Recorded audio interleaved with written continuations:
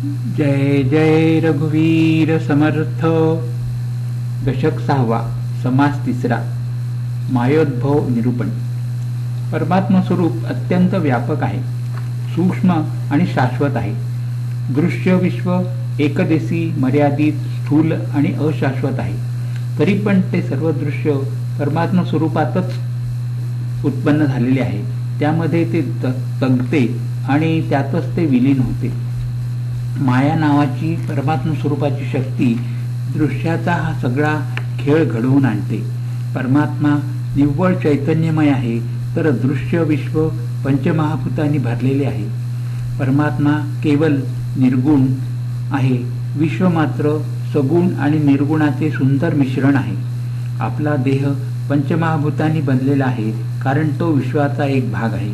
विवेकाने देहाचा शोध घेतला तर तो तत्वांचे गाठोडे आहे असे प्रत्ययास येते। मग देहबुद्धी नाहीशी होऊन शुद्ध आत्मस्वरूप उरते।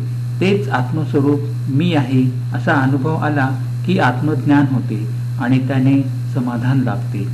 श्री समर्थ प्रथम ब्रह्मस्वरूप कसे आहे ते सांगतात। ते सांगताना नाहीपणाची पद्धत अवलंबावी लागते। याचे कारण असे की आपल्या आजच्या अवस्थेमध्ये दृश्याचे गुणधर्म आपणास माहीत आहेत। दृश्य आपले ज्ञात आहे, परंतु परमात्मा स्वरूप अज्ञात आहे। ज्ञातावरून अज्ञाताकडे जावे लागते, म्हणून दृश्याचे गुणधर्म परमात्म्याच्या ठिकाणी नाहीत असे नकारात्मक वर्णन करावे लागते। गुणमय प्रकृतीच्या पलीकडे असलेला आत्मा अत्यंत निर्मळ आहे। आकाशाची पोकळी ज्याप्रमाणे सदोदित, भरीव, मलरहित आणि चलनरहित असते, तसे आत्मस्वरूप सदा सर्वकाळ घनदाट, निर्मळ, निश्चल असते। ते अखंड आहे, कारण त्याचे भाग करता येत नाही। विश्वामध्ये जे जे विशाल आहे त्याहून ते अतिविशाल आहे। ते आकाशाहून सुद्धा विशाल, व्यापक आहे आणि अधिक सूक्ष्म आहे। इंद्रियांना ते दिसत नाही, मनाला ते भासत नाही, ते कोठे जात नाही अथवा येत नाही। ते परब्रह्म आहे असे आहे। चळणे, ढळणे म्हणजे बदल होणे हे दृश्याचे गुण त्याच्यात नाहीत। अर्थात ते चळत नाही, ढळत नाही, ते तुटत नाही की फुटत नाही, त्याच्यामध्ये विभाग नाहीत, त्यामुळे त्याची रचना करता येत नाही। ते अक्षय असल्याने त्याचा नाश होत नाही। ते परब्रह्म आहे। ते सगळीकडे असल्याने सर्व काळ समोरच असते। ते अत्यंत निर्दोष, अगदी निव्वळ आहे। ते आकाश पाताळ व्यापून असल्याने सर्वांच्या अंतर्यामी निवास करते। कधीही नाश नसलेले ते ब्रह्म निर्गुण आहे। जे नाश पावते ती माया आहे, ती सगुण असते। मायेमध्ये सगुण आणि निर्गुण यांचे मिश्रण असते। या सगुण निर्गुणाच्या मिश्रणाबरोबर विचार करण्याची रीत थोर पुरुष जाणतात। राजहंस ज्याप्रमाणे दुधात मिसळलेले पाणी वेगळे करून शुद्ध दुधाचे सेवन करून पाण्याचा त्याग करतो, त्याप्रमाणे ज्ञानी पुरुष मायेतील सगुण निर्गुणाच्या मिश्रणातून सगुण बाजू सारून निर्गुण तेवढे सेवन करतात। पंचमहाभूतांपासून जे जे निर्माण होते ते मिश्रित आणि जड असते, व्यापक असते। आत्मा त्यामध्ये अंतर्यामीपणाने असतो। शाश्वत काय आणि अशाश्वत काय याचा विवेक केल्याने ते समजते।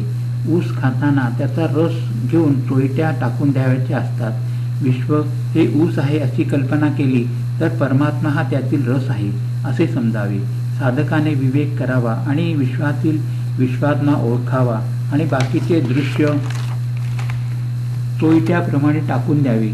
आत्मा रस ही कल्पना केली खरी, परंतु ती अगदी अपूर्ण आहे, कारण रस पातळ, नाशिवंत असतो, तर आत्मा निश्चल आणि शाश्वत आहे। शिवाय रस अपूर्ण असतो तर आत्मा सर्व दृष्टीने परिपूर्ण आहे हे ओळखावे। या दृश्यामध्ये अदृश्यासारखी एखादी वस्तू असती तर तिच्यावरून आत्मा कसा आहे हे बरोबर सांगता आले असते, परंतु या विश्वात तशी वस्तूच नाही। म्हणून दृश्याच्या निमित्ताने आत्मा कसा आहे हे कसे तरी समजून घ्यावे। अशा रीतीने निव्वळ आत्मस्वरूप सगळीकडे भरून राहिले असता त्यामध्ये माया कशी उत्पन्न झाली असा प्रश्न पडतो। त्याचे उत्तर असे की आकाशात वायूची झुळूक उठावी तशी शुद्ध आत्मस्थितीमध्ये स्फुरण रूपाने माया उत्पन्न झाली। वायूपासून अग्नी झाला, अग्नीपासून पाणी झाले, पाण्यापासून पृथ्वीने आकार घेतला, पृथ्वीपासून जीव सृष्टी निर्माण झाली. जीव किती झाले याची गणना करता येत नाही, परंतु सर्वांच्या आरंभी आणि अंती ब्रह्म मात्र व्यापून राहिले आहे. जे जे काही उत्पन्न होते ते सगळे नाश पावते, परंतु विश्वाच्या मुळाशी असलेले ब्रह्म सर्वांना व्यापून असल्याने जसेच्या तसेच राहते. समजा कुंभाराने एक घडा तयार केला. तो घडा तयार होण्यापूर्वी आकाश असतेच. घट तयार झाल्यावर त्याच्या पोटातील पोकळीत ते असतेच, परंतु घट फुटल्यावर सुद्धा मूळचे आकाश नाश पावत नाही, ते जसेच्या तसेच राहते. त्याचप्रमाणे निव्वळ एकच एक असलेले परब्रह्म जसेच्या तसे राहते. त्याच्यामध्ये एवढे चराचर विश्व उत्पन्न होते आणि नाश पावते, तरी ते ब्रह्म अगदी निश्चळ आणि स्थिर असते. जे जे काही निर्माण होते ते पूर्वीपासून ब्रह्माने व्यापलेले असते आणि उत्पन्न झालेले सर्व नाश पावल्यावर शाश्वत ब्रह्म पुन्हा जसेच्या तसे शिल्लक राहते. असे कधीही नाश न पावणारे ब्रह्म आहे. त्याचा ज्ञाते पुरुष आश्रय करतात. दृश्याचा पूर्ण निराश झाला की मग आपला खरा असलेला मीचा लाभ आपणास होतो. देहबुद्धीच्या नादाने आपण देहाला भलतेच महत्त्व देतो. विवेकाने देहाकडे पाहिले तर पंचमहाभूतांचे निरसन होऊन देह अहंता आपोआप विरते. ती विरली की खरा मी अनुभवास येतो आणि निर्गुण ब्रह्माशी असलेले आपले मूळचे ऐक्य अनुभवास येते. या अनुभवामध्ये सोहमभाव उदय पावतो आणि देवाभक्तांचे ऐक्य होते. तत्वाला तत्व मिसळून जो आकार होतो त्याला देह असे म्हणतात. जाणते विचारी पुरुष एका तत्वाचा आधार घेतात आणि त्यातून इतर तत्वे शोधून काढतात. विनाशी तत्वे एकदा का सगळी विरली की देहच मी आहे ही भावना सुद्धा पार विरून जाते. अशा रीतीने निर्गुण ब्रह्माशी केवळ विवेकाने जीवाला ऐक्य प्राप्त होते. विवेकाने जर देहाचा शोध घेतला तर एका विनाशी तत्वाने दुसरे विनाशी तत्व मावळते आणि देहबुद्धीचा मी मुळीच नाही असा प्रत्यक्ष अनुभव येतो. आपण आपला शोध घेऊ लागलो तर आपण अगदी भ्रमात्मक आहोत किंवा मिथ्या आहोत असे समजते. अशा रीतीने तत्वांचा निराश झाला की अखेर शुद्ध आणि निर्गुण ब्रह्म तेवढे उरते. देह अहंता किंवा मिथ्या मी विराम पाहून जे उरते ते निर्गुण ब्रह्म होय. हेच आत्मसमर्पणाचे खरे रहस्य समजावे. कारण विनाशी तत्वे विरली की मी तूपणाचा द्वैतभाव सुद्धा नाहीसा होतो. मी म्हणून वावरत असलेल्या अहंकाराचा शोध केला तर तो सापडतच नाही. निर्गुण ब्रह्म जसेच्या तसे राहते. आपण अगदी तेच आहोत, परंतु सद्गुरूंच्या मार्गदर्शनाशिवाय हे कळत नाही. या सगळ्या विश्वामध्ये तत्व कोणते आणि भ्रम कोणता किंवा अस्सल कोणते आणि नक्कल कोणती याचा शोध घेतला म्हणजे जे भ्रमरूप आणि नकली असते ते नाहीसे होते. नंतर अस्सल तत्व जे निर्गुण ब्रह्म तेवढी शिल्लक राहते. आरंभी ज्या ब्रह्माचे वर्णन सांगितले तेच सगळ्या विश्वाला व्यापून आहे. संपूर्ण विश्व नष्ट झाले तरी जे शिल्लक उरते ते निव्वळ ब्रह्म होय.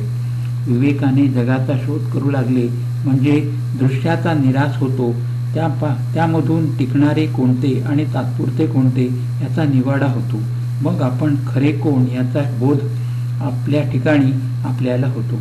आपल्याच कल्पनेने आपण आपला मीपणा निर्माण केलेला असतो. विवेकाने त्याचा शोध केला तर तो उरतच नाही.